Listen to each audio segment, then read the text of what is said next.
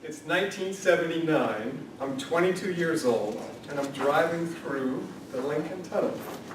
My father and my sister and her husband are in the back seat. I'm driving them to drop them off for a cruise. My mother's sitting next to me in the driver's side, passenger seat there, and we're driving, and my mother, God bless her heart, she inspired me in a lot of different ways. This particular day, she turns to me and she says, "Don't you think these walls are going to collapse in on you as we drive through the tunnel here?" And I think to myself, why would she say a thing like that? Perhaps you can think of things your mother may have said to you. Can you relate to that? So I wonder about that. I continue on. We drive. We have lunch. I drop my sister and her husband off for their cruise, their beautiful cruise, and then we head back home.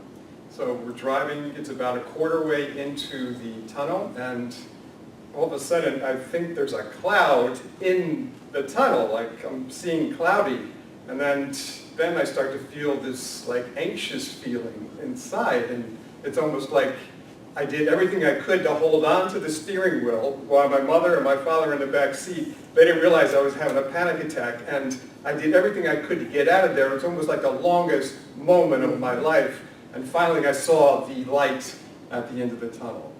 That was extremely uncomfortable. I finally got home, went to see my girlfriend at the time, and right afterwards, and she was comforting.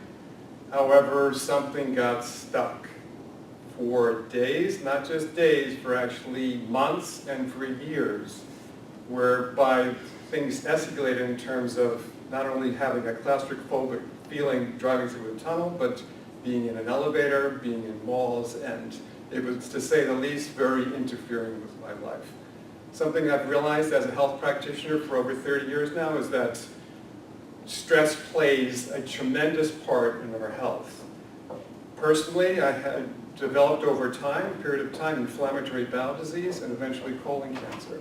And I realized that it was that point when I was at 22 that stress hit me so hard that I didn't learn how to address that stress. It was unresolved, unaddressed stress that escalated year after year, accumulating tension in my body.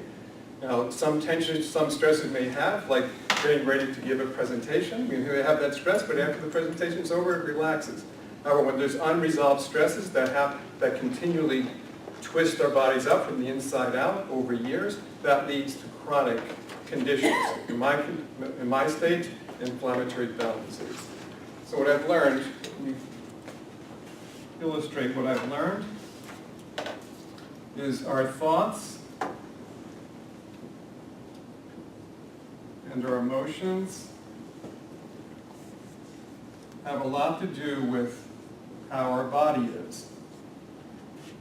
My first quarter in chiropractic school, I had to read the book, The Body Reveals. So it was given, this is part of my first class assignment, and it was written by a psychotherapist as well as a medical doctor. And they realized that a lot of our body postures indicate certain behavioral, feeling, emotional states that a person may represent with when they have a certain posture. So that got me thinking the fact that how we think and how we feel about things has a lot to do with what's happening with our body.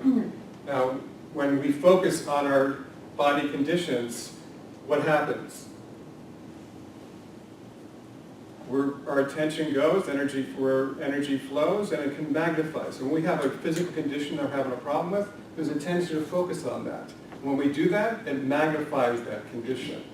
So I've learned that there needs to be an orientation with our thoughts and our emotions. That orientation has to come through something called a coherent heart. Now, as a heart math practitioner, we realize when the heart is in its right heart rate rhythms, it creates a coherence for our thoughts and emotions to settle down, for our body to feel more relaxed, to feel more invigorated.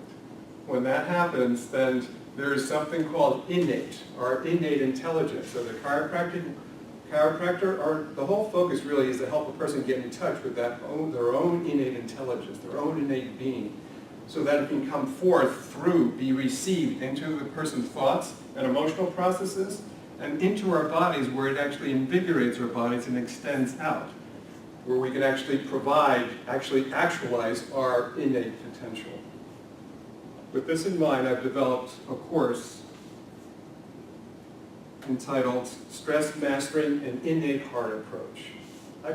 For years, this is a culmination of years of my practice, a couple of years working as a HeartMath practitioner, that's this, just saying the name, Stress Mastering an Innate Heart Approach, I just love that. And I'm looking to provide something. So I've developed a course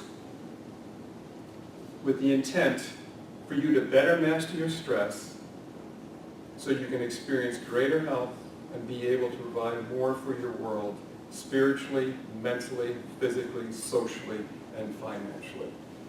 So as we're healthier, we can extend out and provide for our world. It includes live group coaching calls, interactive support.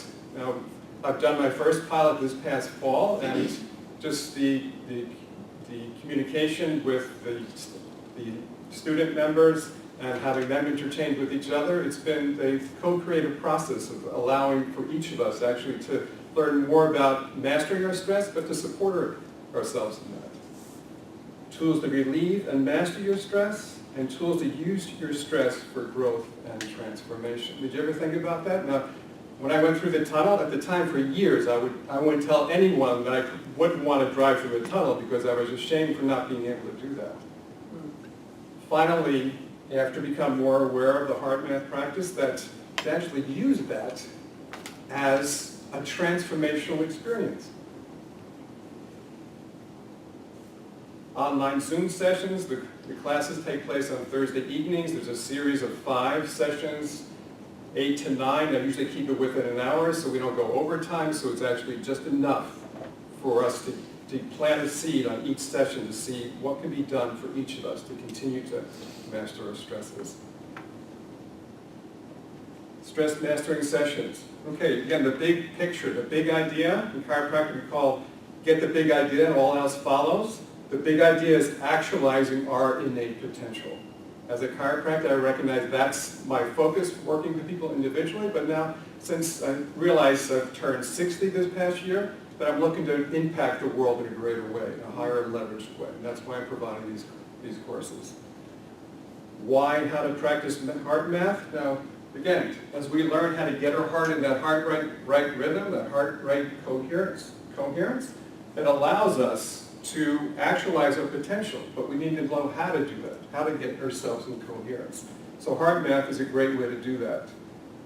And essentials of nutrition for mastering stress. Now, for years I've always had an interest in nutrition, and there's great ways of integrating HeartMath and nutrition, but the fact is that our bodies need to be properly nourished. When they're properly nourished, it allows for us to be in position to better master our stresses.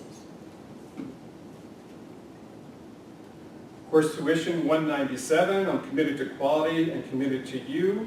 Now, committed to you, but also committed to the world in terms of transformation, for an influence to be extended through individuals so that there can be a collective influence for changes that take place.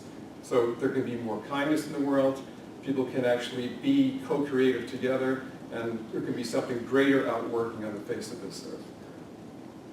14-day guarantee, full refund if you're not satisfied. Testimonial. One of my class members this past fall says, "You're doing a great job with this course. People will really benefit much more from stress management than I first thought." Now, this is from Paul Smith, retired electronic engineer. This was interesting. Before, like when I introduced the topic to Paul, he said, "Why are you talking about stress? People don't need that. I don't think I need that." And then as he was in the class, he was like my biggest transformation person, because he realized how important it was for him, where before he recognized certain stresses he had, he wasn't addressing them. Okay, but he learned a little bit more how to do that during my pilot course. Stress Mastering Promise. As you practice methods to create coherence, more enjoyable states will progressively replace dysfunctional patterns as your familiar way of being. Now, certain patterns we've had, we know that are dysfunctional, As we practice coherence, it's easier to let go of those. It's easier to have a sense of pause. When those old patterns come up, we can see them and choose in that moment to make a different choice than that old way. How to enroll? Sign up at tiny.cc/Dr. Steve Ventola. Enrollment is limited for these pilot courses. They're highly interactive. Enroll now. My next session will begin February 1st. So if you'd like to get in on that, I would encourage you to go to that site there and enroll as quick as you can.